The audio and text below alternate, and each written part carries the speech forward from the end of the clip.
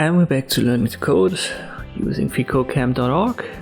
This should be already the 16th course within the responsive web design section right here.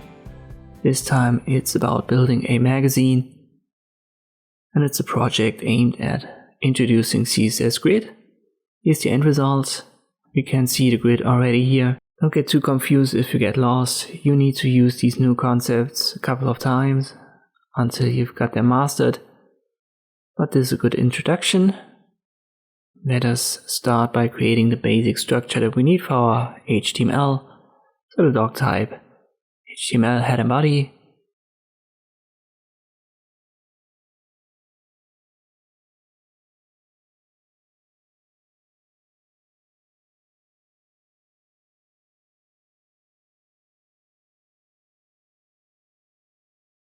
We need the char set.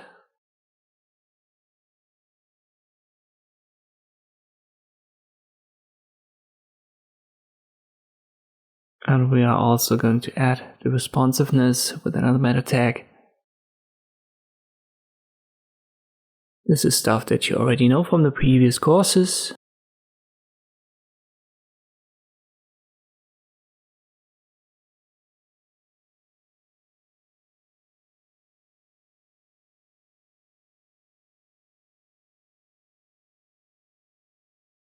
Let me check if I have everything. Now I need to add the language attribute right here, set it to English.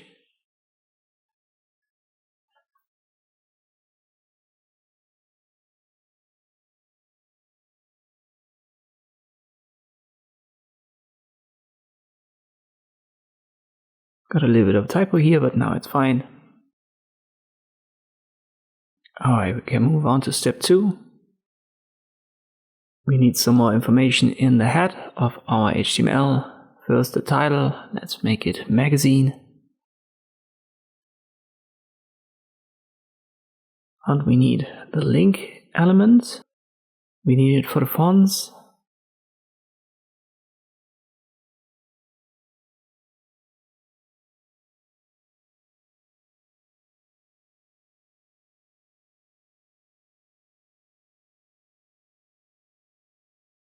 We need another link element. So let me copy paste this one and we'll change the href value. It's font awesome, so we're going to use icons. And we also need a link for our CSS. So it's the usual relationship style sheet, and the href is styles.css. And now we should have access to the fonts that we need, the icons, and the CSS that we're going to use to style our website. Let us add a main first. Within it, we'll need a section with a class of heading.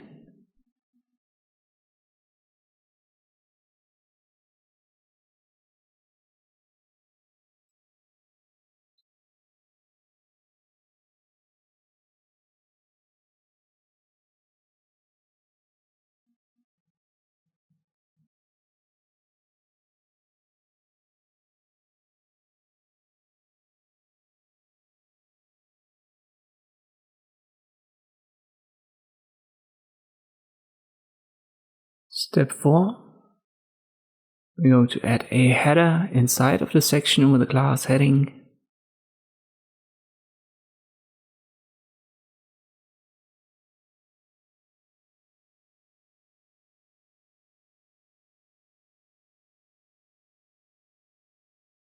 Inside of it, we'll need an image. Just as a reminder, images are self-closing. The link for it is given. So for images, you don't use href, use src for source. And in it, you place the link. You also need an alt attribute.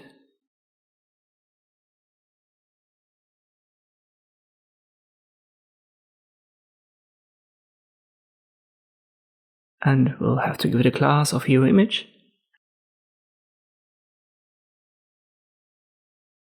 Then something new is introduced, which is the attribute loading. You can set it to lazy, which means that if you have a big website and you can scroll up and down, Lazy images are only loaded when they appear in the browser window. By default, this is not active. So that means when your website is loading, every image is going to get loaded right away, which is going to increase the bouncing rate of users. So whenever you've got images that aren't shown directly in the browser window, you have to scroll for them. It's a good idea to set the attribute to lazy, as it decreases the page loading time and therefore decrease the bouncing rate. Let us go to step 5. We need an h1 which is given and a paragraph. Both have classes.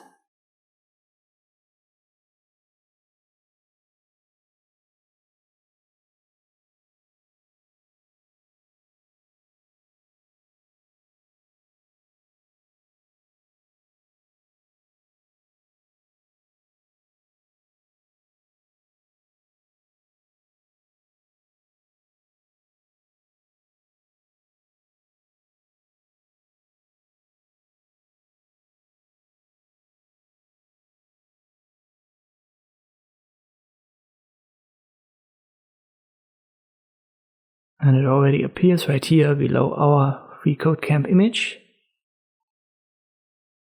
We'll go to step 6 and we'll adjust the width of that image as it's way too big. You can directly do that in HTML right here. You can use a style attribute and then add these values. But in this case, we can use width itself as an attribute. So you can directly write it like so and it's going to work. But just as an example, we could have also used style as an attribute, then equals the property width and then the value of 400.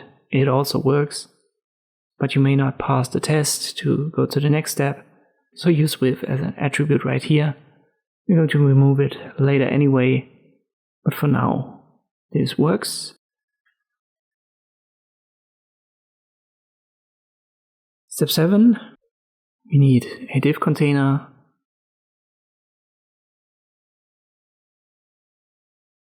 And inside we've got paragraphs, anchors, so links.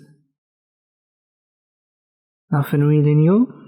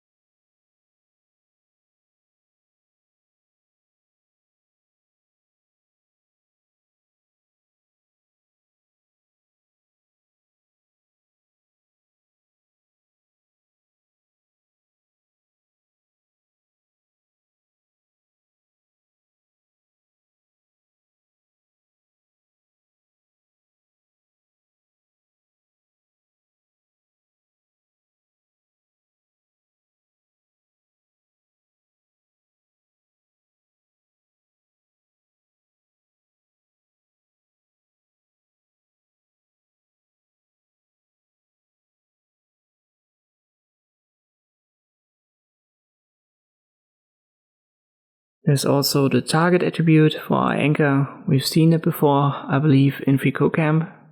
If we set it to _blank, the link is going to get opened in a new browser tab when the user clicks on it. So a new tab will open and a page will be shown that we are linking to.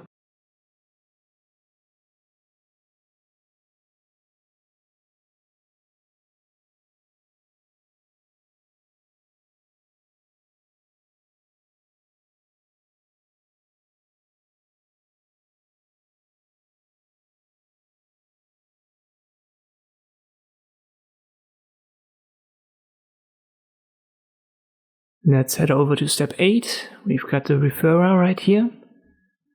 Let's explain what it does. So if you set it to noreferrer, the user information cannot be tracked that easily. So if you've used, for example, Google Analytics, you know what this is about. If you haven't, don't worry about it. It's not that important to set up this project correctly. Just follow the instructions and we can head to step 9.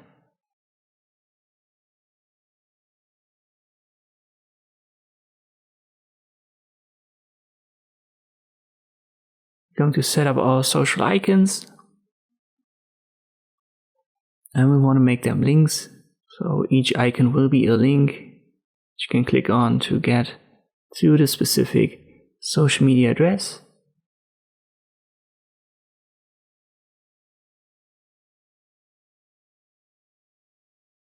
We can set up the first one and then copy paste it and just replace the href value for each.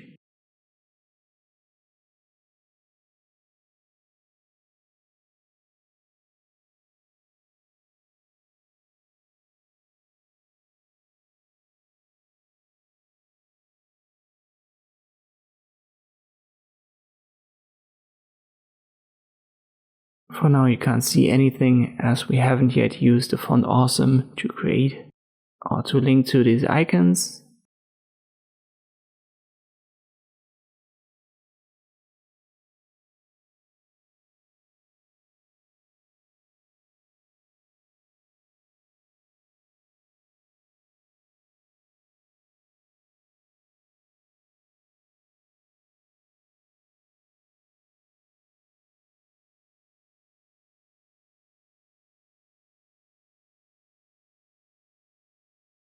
But in step 10 we're going to do that and we'll use the I element for that.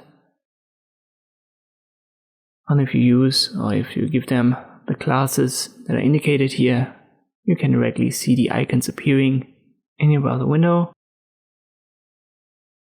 Again, set up one, copy paste it, and then change the class right here.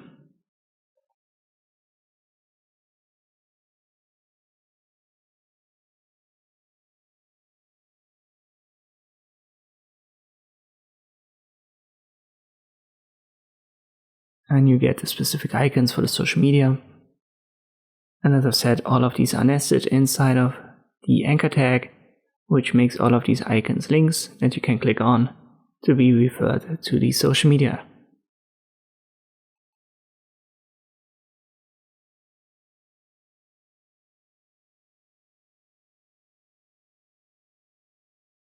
So we go here.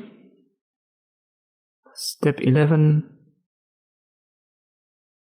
We need a new section, and it should be below the first one, which is going to end here in line 50. So we can add it directly here in line 51. Inside of it, we'll need a paragraph. Values are given.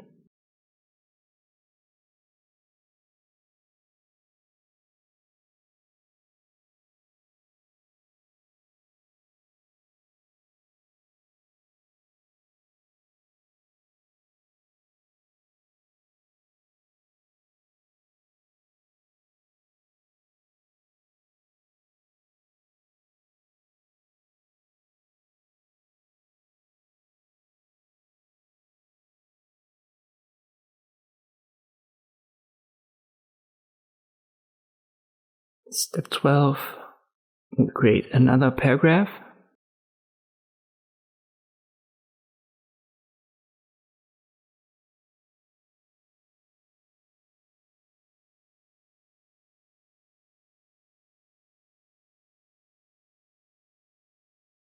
Yet another paragraph in step 13.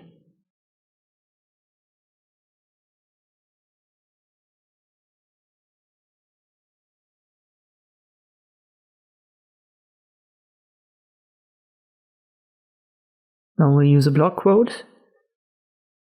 This is used to indicate a quote, and by default it's going to indent it. So if we put something inside, for example, a horizontal ruler right here, it doesn't need a closing tag, so it's just HR. And a paragraph will come, and afterwards we need another HR.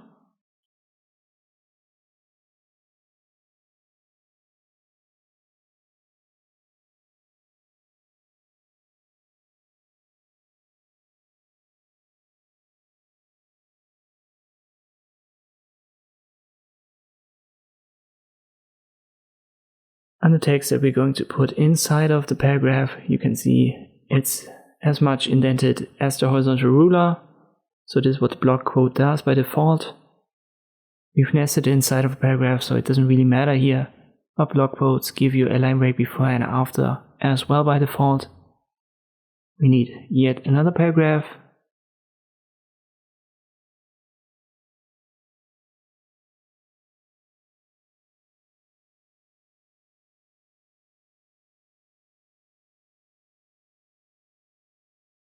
And yet more paragraphs in the following steps.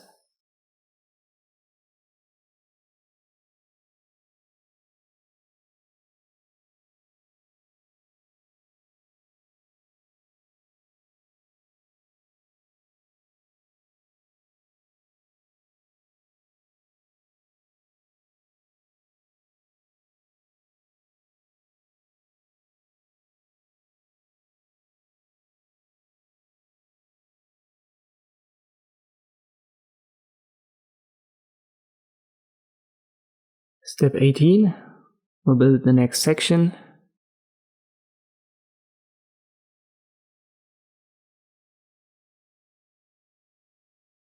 It's going to get an article element and then a side element.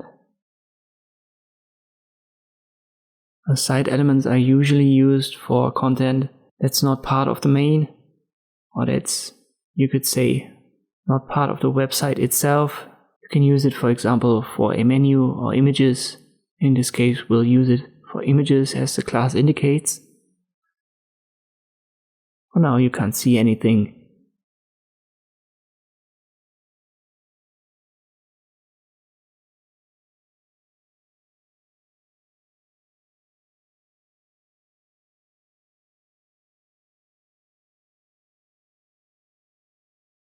We can move on to step 19.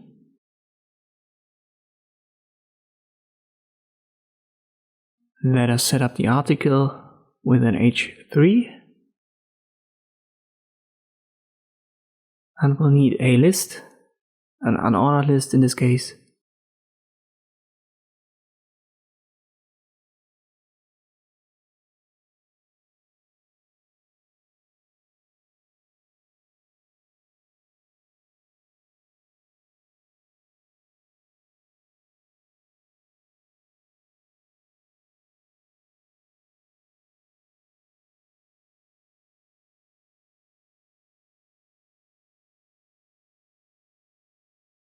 Step 20, we're going to take care of the unordered list, and we also add an h4 and a p element for each. So let us first set up the list item right here. Inside we've got an h4 which always has the same class, so it makes sense to add that before we copy paste it.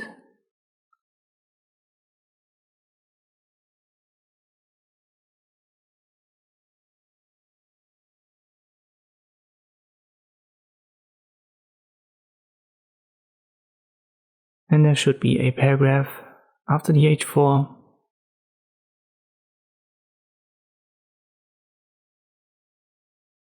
And now we can copy and paste it a couple of times. We need it 6 times in total.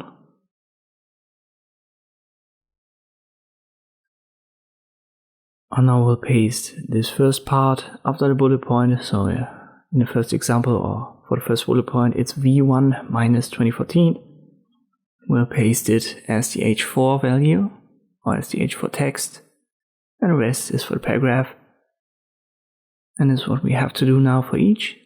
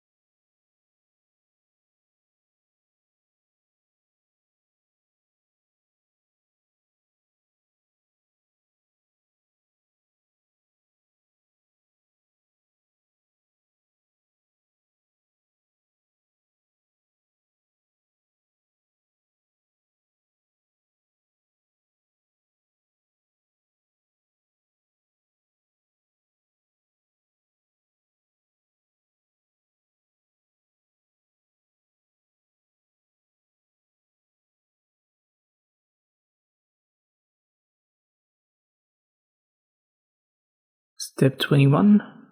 And now we're taking care of the aside. So it's not just going to nest images. There's also a blockquote element inside of it. Let me read it more carefully. We need 2 images, then a blockquote, and then a third image. So let me write it like this.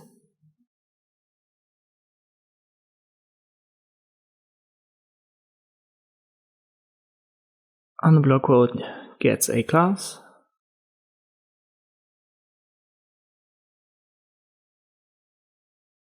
Step 22.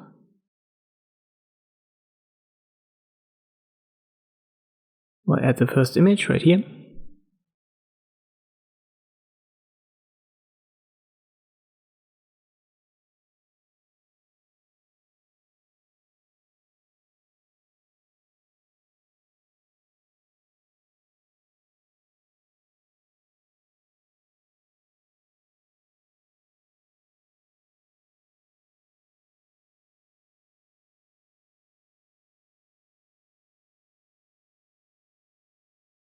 Don't forget to also set it to lazy, and we'll add width and height directly as attributes to these images to make them a little bit smaller.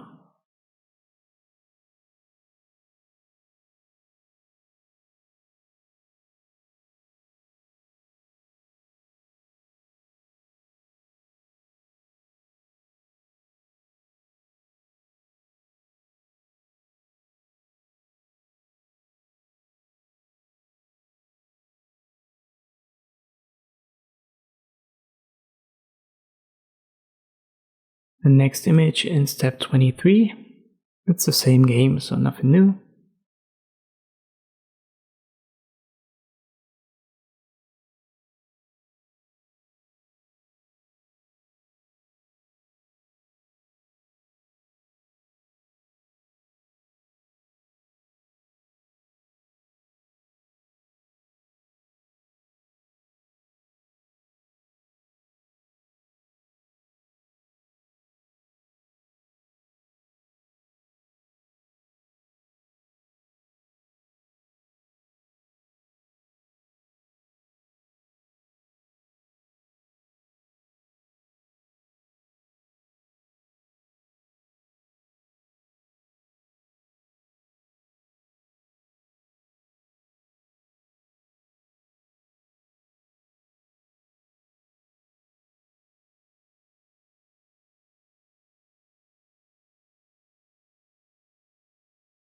Third image in step 24.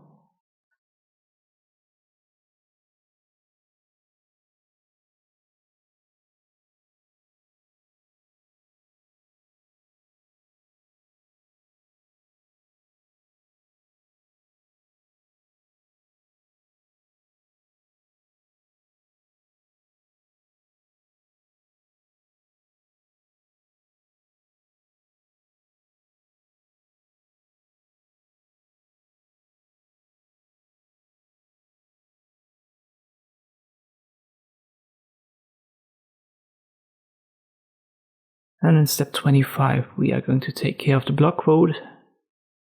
We need a ruler once again, then a paragraph, and after it another ruler. And for the paragraph, a class of quote is needed, and the text is given.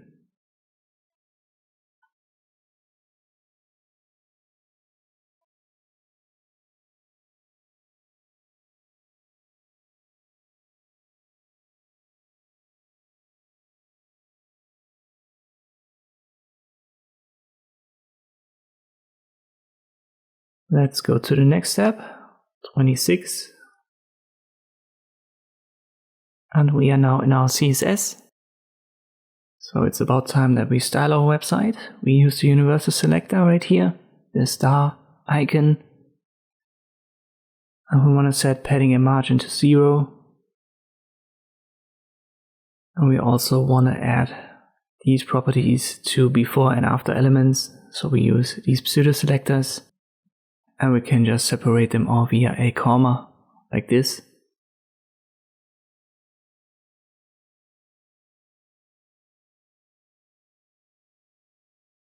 Step 27, Let's set the font size for the entire HTML document right here. We use a relative value, and it's explained why.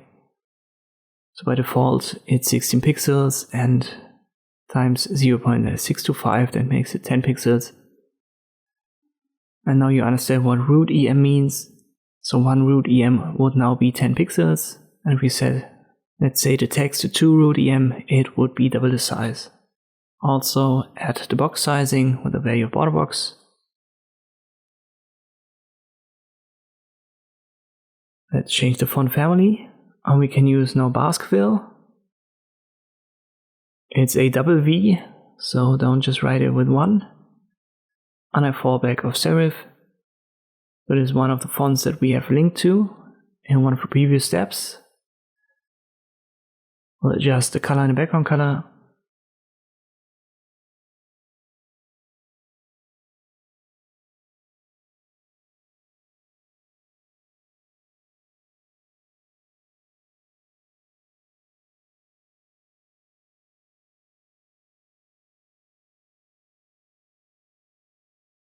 Step 29. Let's target the H1, so our new curriculum. Change the font family with a fallback. So it's right here below the image. This was our only H1.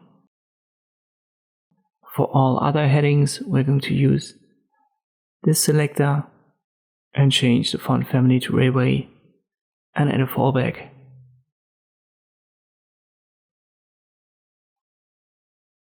So for example here, the brief history, there was I believe an H3 or something. And these version 1 2014, etc. This was an H4. This now has a new font. Step 31. We're going to target this link right here. Get rid of the text decoration, so we are going to get rid of the underline. And by giving it the same color as our text, it doesn't appear in the link anymore. At least for now. Let's go to step 32. And now the grid is introduced. Once again, if we don't get fully behind it, this is just an introduction. I came to the realization that you always have to use that multiple times to really understand it. So don't get frustrated. At first what we need is to simply set the display to grid. In previous courses we've set it to flex. So this is, let's say, the first step that you always need. You have to define that we are going to use a grid here. And now we'll use grid template columns to set up 3 grids. This is for the main element, which has nested all of the text, all of the images. And by giving it 3 values, we're going to add 3 columns in this case to the grid, and 94 is the root EM. As I've said, 10 would be 1 root EM, so it's 940 pixels. And the other ones are the fractions, and here you can already see it. We're going to adjust that in the future steps.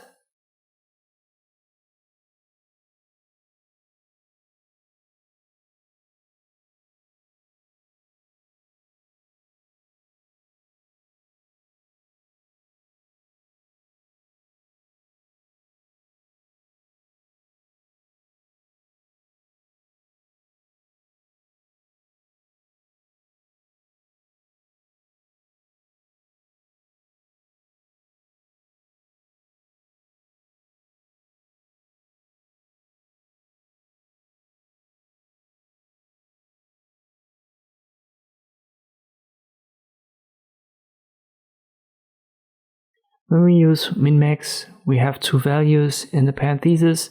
The first is the minimum. We have 2 values. You can see that right here.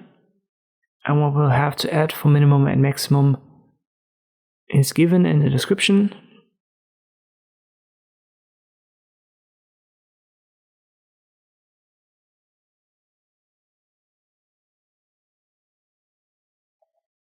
So in this case it's a 2 root EM and 1 fraction for the first and third value, and for the second column it's a min content and 94 root EM. We can also add a gap to our rows. In this case, we need 3 root em.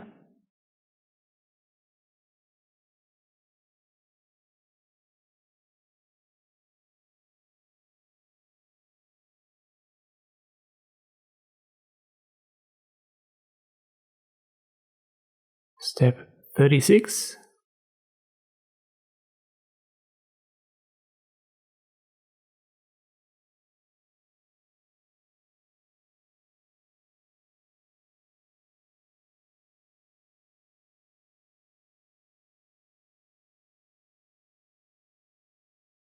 Let's add the grid column, and we'll add it to the heading. So this was the top part, the image and our heading.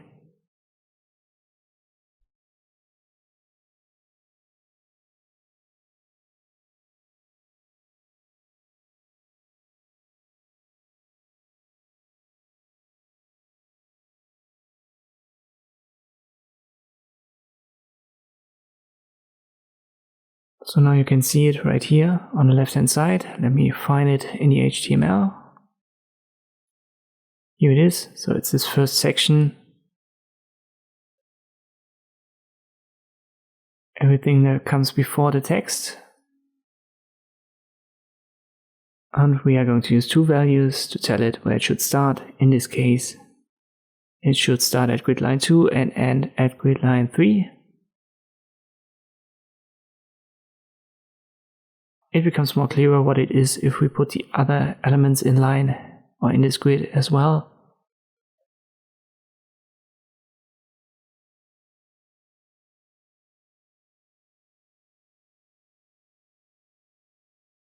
So we are now using the text selector with the same values, and is now going to jump in place.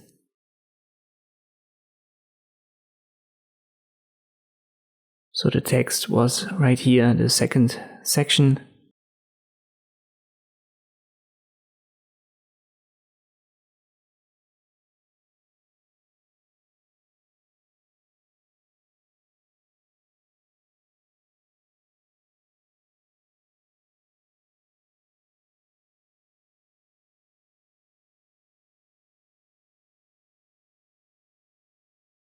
Something that this grid display can do is you can put grids inside of grids. So when we want to add a second grid, we can, for example, add it just to the heading.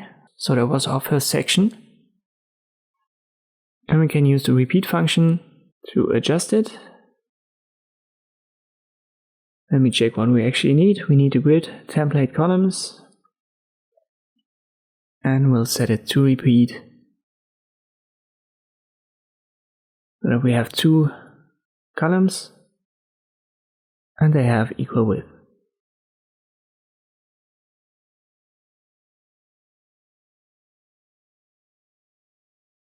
So in this case 2 columns with a width of 1 fraction.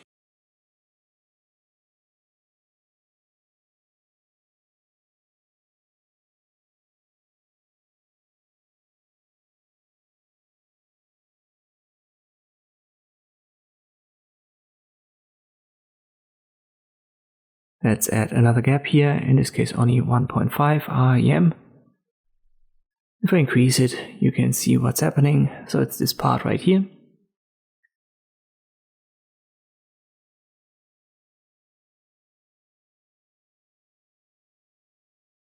Step 41.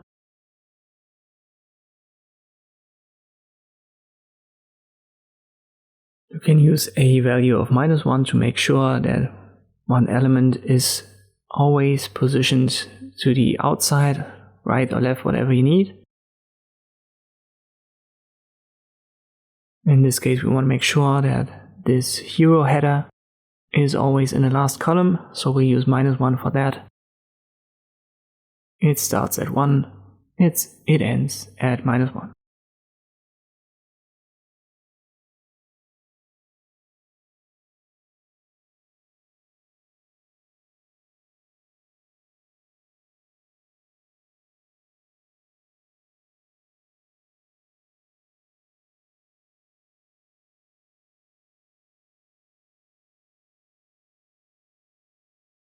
Let's set the position to relative.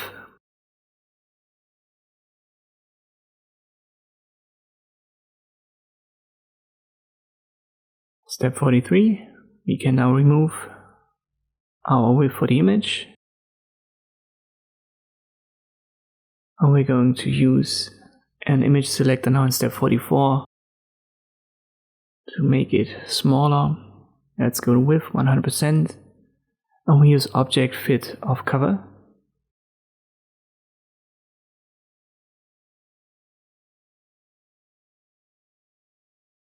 That way the image is always positioned inside of the container element with a width of 100%.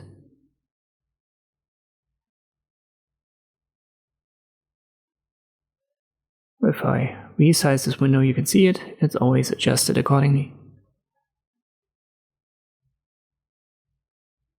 Let's select the hero title.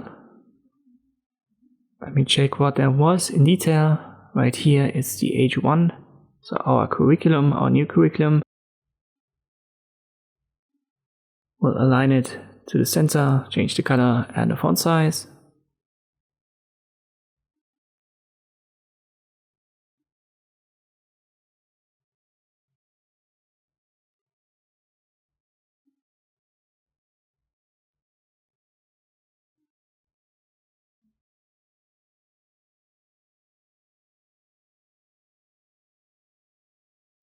Now let's take care of the subtitle.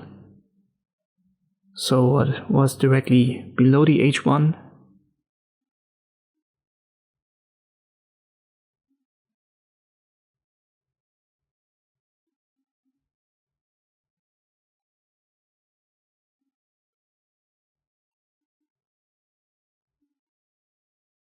So the first paragraph right here.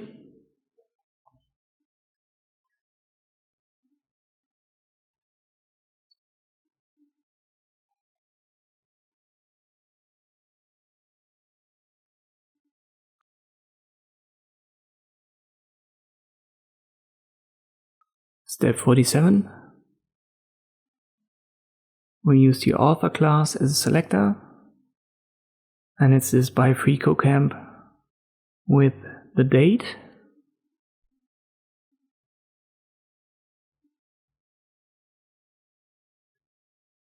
It contains a link. For now the link looks like regular text.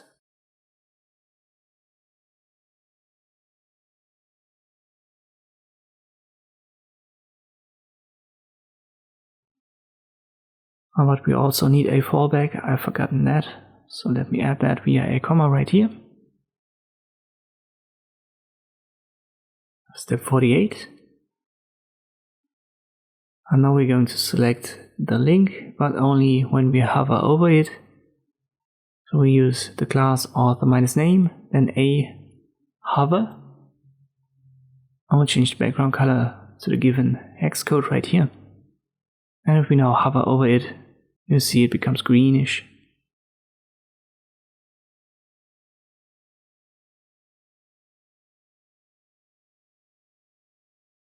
Step 49, publish date. So it's the date below by freecodecamp. And we use RGBA. If you can't remember, we've had that before in a different course section. It was the alpha, so red, green, blue and alpha. And the alpha can make it opaque.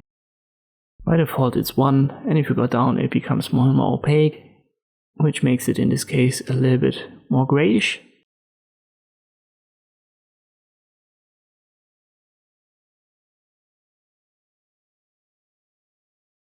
Let's go to step 50. We are addressing the social icons.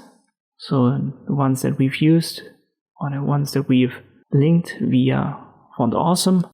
Let's set the display to grid, and we'll increase the font size. So we have another grid inside of a grid.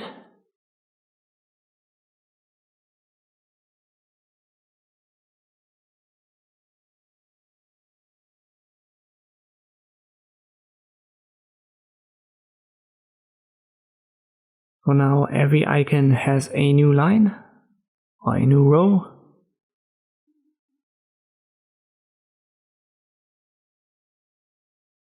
Let's set the grid template columns to repeat 5 and 1 fraction.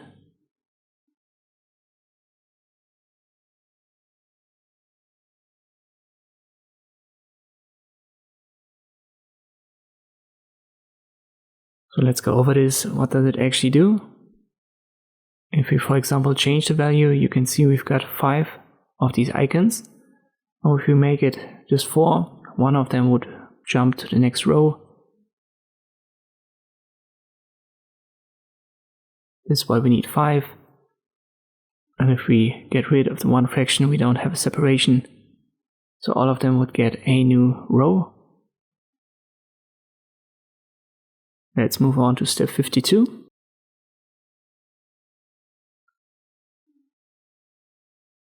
We can also set an autoflow for this grid.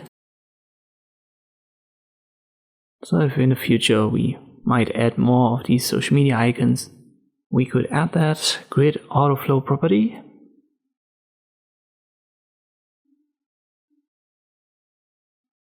And we'll set it to column.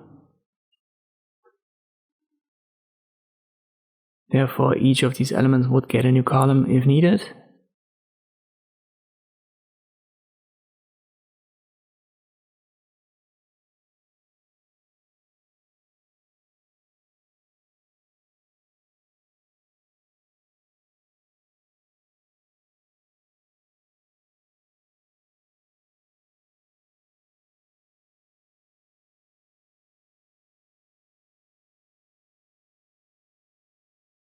So for now that doesn't do anything. Step 53.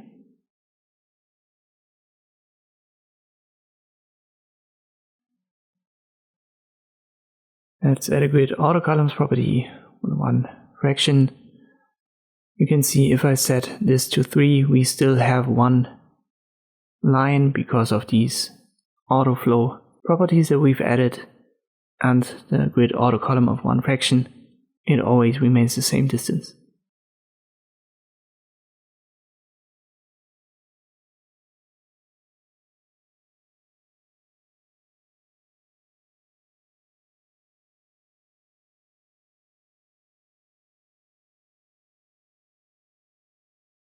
Step 54.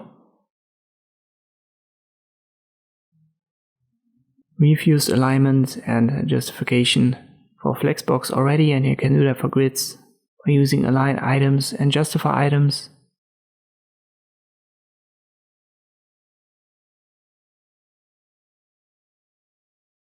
In this case, we'll put it in center.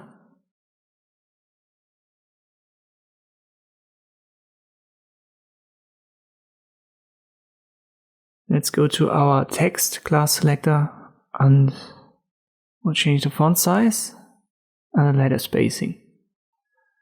So this affects our entire text right here after the heading.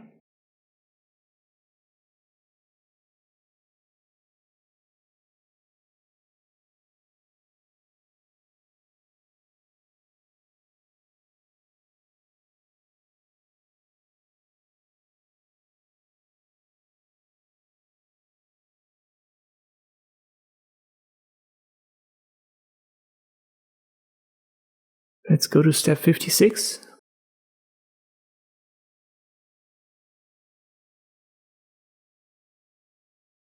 And this time we're not going to add a grid to the text, instead we're just using column width to create columns without a grid. And this now depends on the size of our browser window. If I set it to, let's say, 10, you can see there are much more columns. When I set it to 25, there are only 2 at this display size.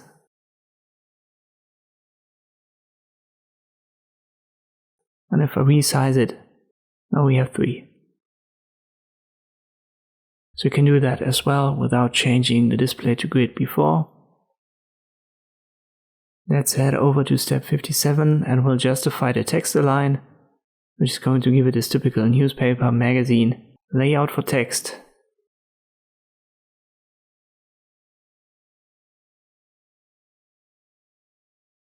So by default it's left aligned, and with justify it's going to span the entire column width.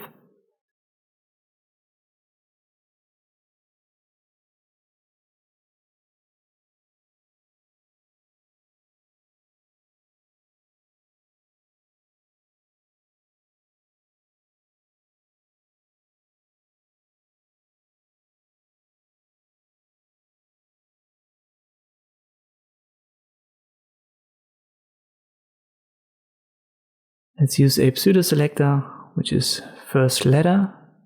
In this case, we're using it on the first paragraph class. So it should be the first paragraph after the text section, so right here.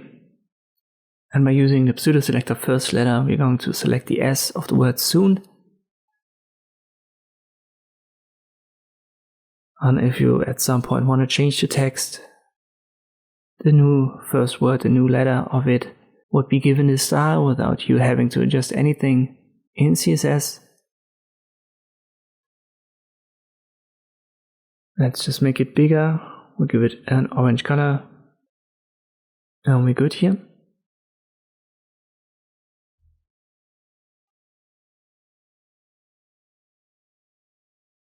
Step 59. We'll set the float to left. And we'll add a margin so that there is some distance between this new letter and the text. For example, float it to right.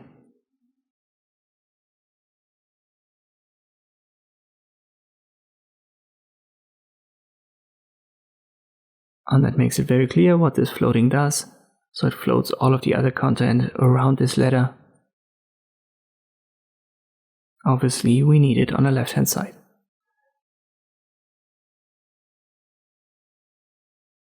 Head over to step 60, and now we're going to target our horizontal rulers. So all of these HR lines that we've used in block quotes. Let's give them a margin.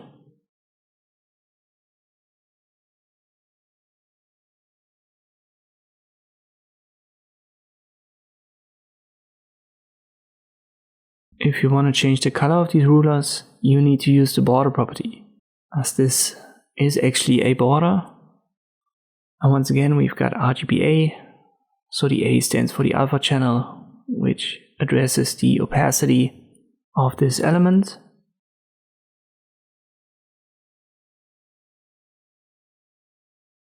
We use the quote class now and adjust the color and font size. And we also set the text align to center. So this is going to affect right here this quote.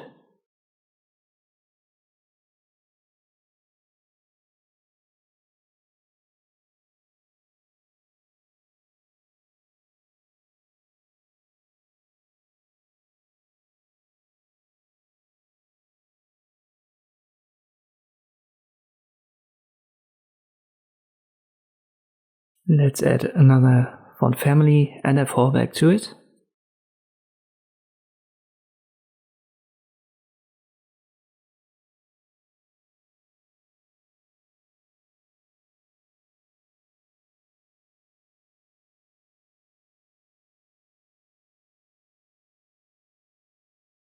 Step 64. And we're going to use pseudo selectors to add quotation marks to our quotes. So in this case, you can see that right here, if I use multiple of the same quotation marks, it doesn't really work. But you can use these single quotation marks and nest inside the double quotation marks. So I'm now at the before pseudo selector right here.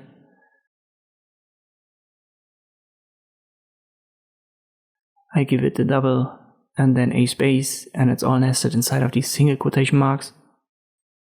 You can do the same for the after. Just reposition the spacing and obviously adjust the pseudo selector.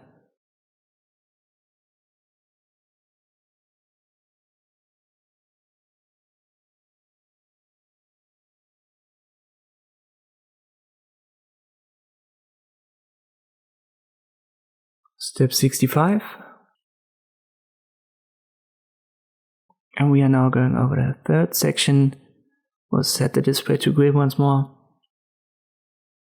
And this was the part of our website where these images are right here. Let's use the grid template columns property once more.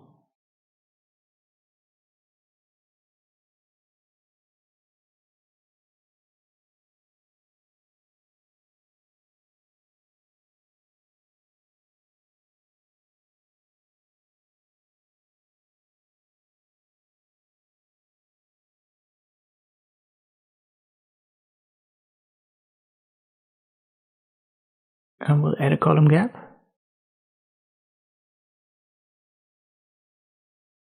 So that's going to separate our new column from the other ones.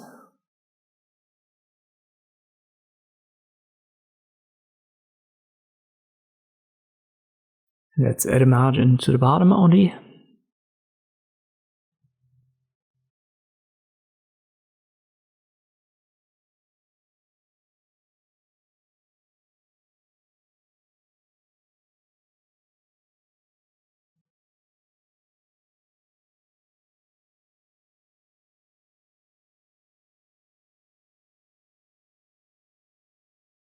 Step 68, we can get rid of the bullet points by changing the list style type to none.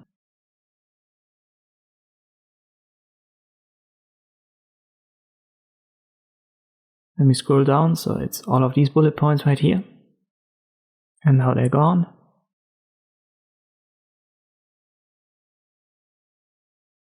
Step 69, let's add a margin top to our lists. Just going to create more spacing between these bullet points right here. But to actually create spacing in between all of these bullet points, we'll need to target the list items. So let's use the list class selector, and inside of it, the list items. We'll add a margin bottom as well here. And now you can see we've got distance between the bullet points, not just at the top to the other elements, but also inside of it.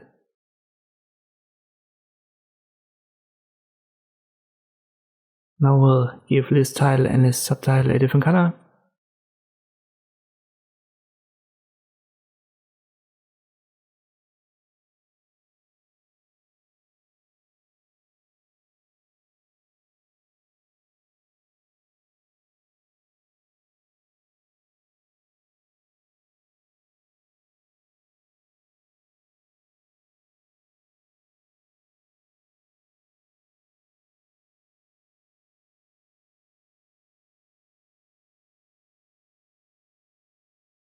Step 72. And now we're talking about the aside element. So this was where I believe 3 images were inside. Let's set the display to grid.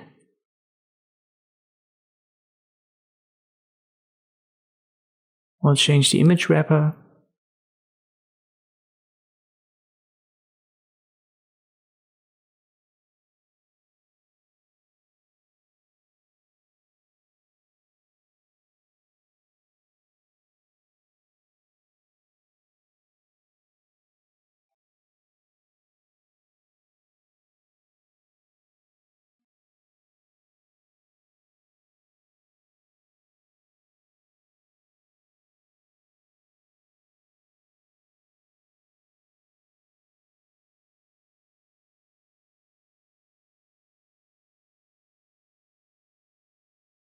Step 74, we need more gaps.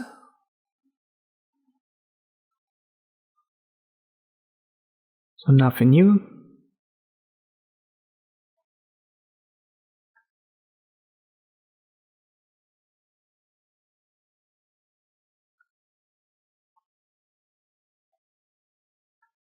Step 75. You can also use a place items property for alignment. In this case, we'll set it to center.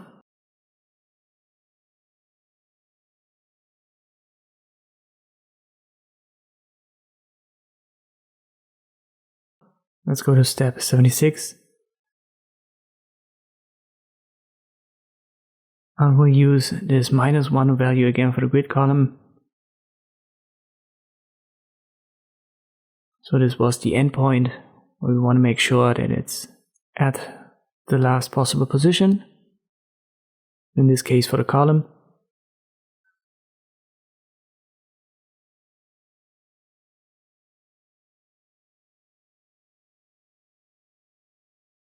And now we'll use media queries. And we'll add the only screen to it first, so don't forget that, only screen, and we'll use a max width of 720 pixels.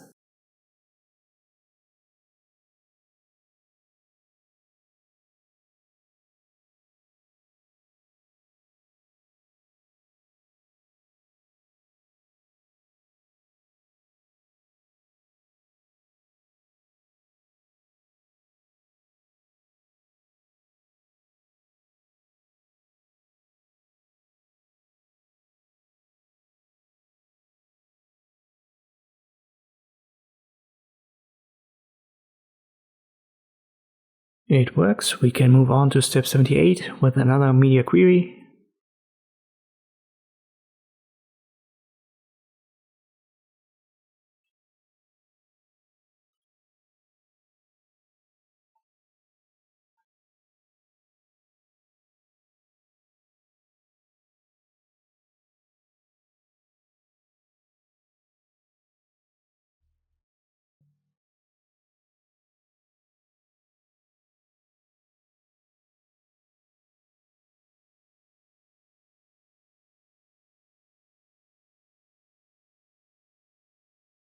And this also works.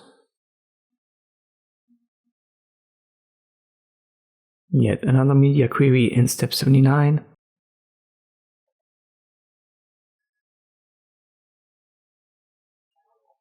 And the max width is even lower, this time 550 pixels.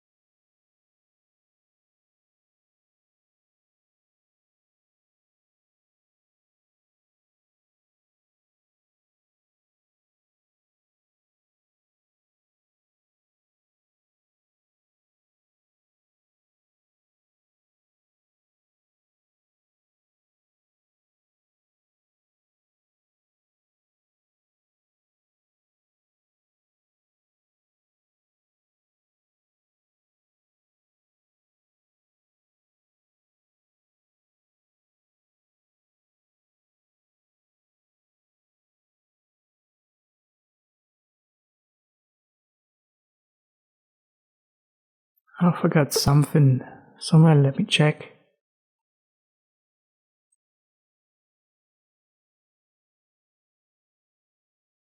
Alright, here it's for the hero subtitle and not the hero title, so let me fix that. And now we're good. Final step, final media query. And once again the max size is even smaller.